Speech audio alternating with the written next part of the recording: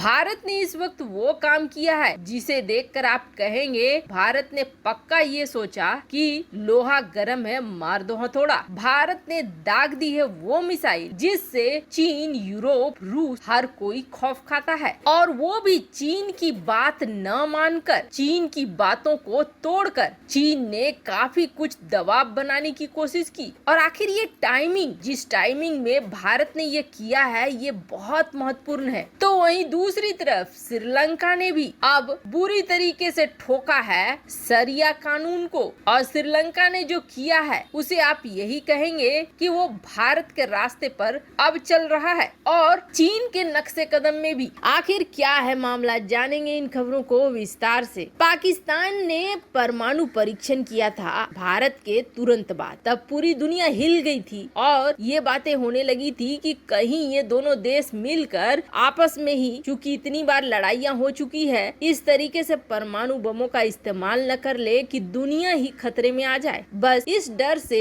15 देशों ने तुरंत एक प्रस्ताव पारित किया यूएन में और कहा कि अगर दोबारा दोनों देशों ने इस तरह के कोई परीक्षण किए तो हम प्रतिबंध लगा देंगे और इस तरह का कोई भी भयानक मिसाइल का परीक्षण नहीं होना चाहिए। यही वो प्रस्ताव है जिसको लेकर चीन बार बार उछल रहा था। आपको याद होगा 2 दिन पहले हमने आपको ये इमेज दिखाकर कही थी कि यहाँ पर कुछ होने वाला है, किसी मिसाइल का परीक्षण तो जरूर होने वाला है। हालांकि ये नहीं बताया गया है कि किस चीज का, लेकिन जो इसकी रेंज है वो बता रही है कि किसी बेहद खतरनाक मिसाइल का यहाँ परीक्षण करने वाला है भारत। भारत ने यहाँ नोटम जारी किया था 2000 किलोमीटर क्षेत्र के लिए, और आखिरकार वो मिसाइल निकला अग्नि 5, जिससे चीन, रूस सभी को निशाना बनाया जा सकता है। दुनिया के कई देश ये मानते हैं कि अग्नि 5 की असली रेंज बहुत ज्यादा है, भारत इसे छिपाता है। और भारत ने इसका परीक्षण कहाँ किया है, तो ये जो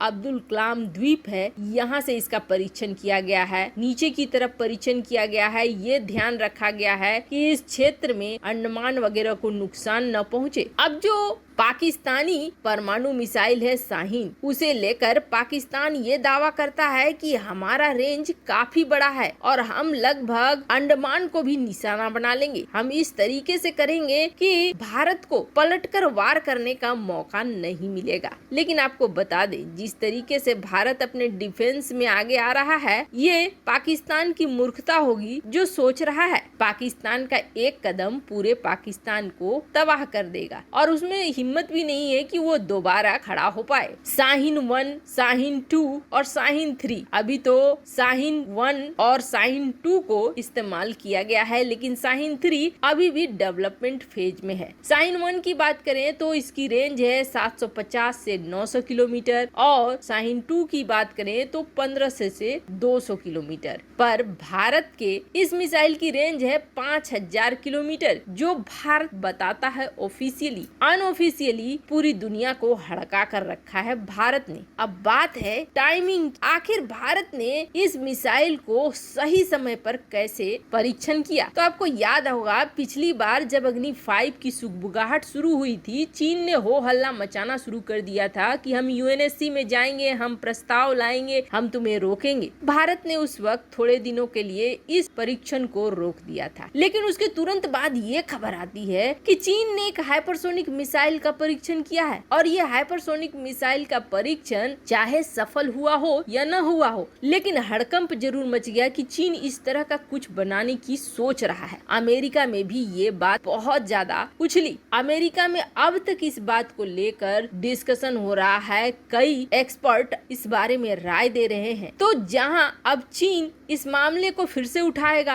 कि भारत ने अग्नि 5 का परीक्षण कर लिया, लेकिन दुनिया तो पहले ही उससे देख रही है कि उसने हाइपरसोनिक मिसाइल का परीक्षण कर लिया, तो फिर भारत की बात दब जाएगी और ये मैटर उतना नहीं उछल पाएगा जितना चीन उछालने की कोशिश कर रहा था। चीन जो भारत के मिसाइल प्रोजेक्ट्स पर क्वेश्चन कर रहा था, वो क्वेश्चन आगे बढ़ा पाना चीन के लिए बहुत बड़ी मुश्किल होगी। और सबसे बड़ी बात है भारत के परीक्षण में, भारत ने जो ये परीक्षण किया है बिल्कुल हाई डिग्री के एक्यूरेसी के साथ, यानी पिन पॉइंट एक्यूरेसी। भारत जहां चाहे चाहे, जब चाहे और किसी भी चीज से, चाहे वो डब्बा बंद गाड़ियों से पहुंचाना हो या फिर जल क्षेत्र से हो या स्थल क्षेत्र से हो, किसी भी क्षेत्र से कहीं पर भी सटीक निशाना लगा सकता है अग्नि 5 से। यानी भारत ने अब ये चेता दिया है कि तुम हम पर वार करोगे तो हम तुम्हारी बर्बादी लिख देंगे। वहीं दूसरी तरफ अब श्रीलंका आया है एक्शन वाले मोड में। वैसे आपको बता दें, दुनिया में बहुत जल्द कई सारे देश होंगे जो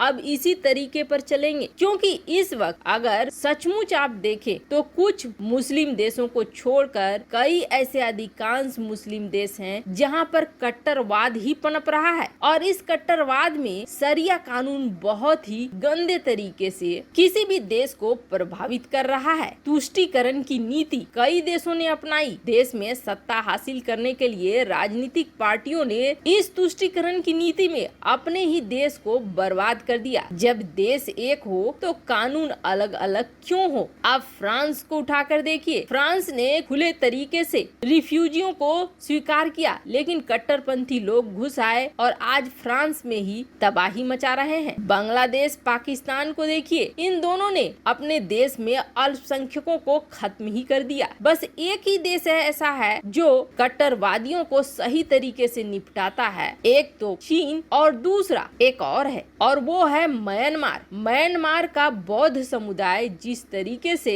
रिएक्ट करता है वो भी अब उनका अस्तित्व को बचा रहा है। नहीं तो अगर उन्होंने ढील दी होती तो आज वो बाहर होते, न कि रोहिंग्या बाहर होते। पर अब श्रीलंका भी उस तरफ से चल चुका है। श्रीलंका में आपको याद होगा एक बार बड़ा विस्फोट हुआ था जिसमें 11 भारतीय समेत 207 लोग की मौत हो गई। 2019 में ईस्टर के मौके पर यह हमला हुआ था और उसके बाद से श्रीलंका का पर्यटन बहुत ही ज्यादा गिर गया था, क्योंकि उस हमले का आरोप चरमपंथी इस्लामी समूह नेशनल तौहीद जमात पर लगा था। अब इसके बाद श्रीलंका के भी कान खड़े हो गए हैं और श्रीलंका ने ये ऐलान शुरू कर दिया है कि इस देश में एक देश है तो एक कानून होगा, कोई शरिया कानून नहीं होने वाला है। आपको बता दें, जो राजपक्षे सत्ता पर बैठे हैं उन्होंने अपने चुनाव में यही बात कहा था, जिसकी वजह से बौद्ध धर्म वाले लोगों ने इनका मतदान किया था और भारी समर्थन दिया था कि वो एक देश एक कानून लाएंगे और अब उसी चीज को ये लागू करने वाले हैं। आपको बता दें, इसके तहत 1000 इस्लामी स्कूलों को भी बंद किया जाएगा, क्योंकि श्रीलंका का मानना है कि मदरसे श्रीलंका की राष्ट्रीय शिक्षा नीति की धज्जियां उड़ा रहे हैं। तो वहीं जल्द ही बुर्खा को भी हटाने की तरफ बढ़ रहा है श्रीलंका। श्रीलंका का ये एक्शन कि किसी भी देश में अगर आपको रहना है तो उस देश की तरह सोचना होगा,